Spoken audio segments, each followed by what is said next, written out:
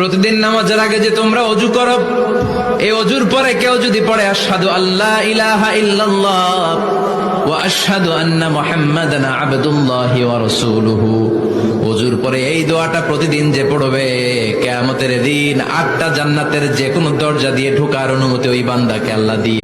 নামাজকে বলো না কাজ আছে, কাজকে বলো আমার নামাজ আছে। নামাজ বিহীন সেজদায় পরে আল্লাহরে বলবেন, আল্লাহ এই পৃথিবীতে আমি ছাড়া তোমার গোলামের অভাব নাই, কিন্তু তুমি ছাড়া আমার দ্বিতীয় কোনো রব নাই।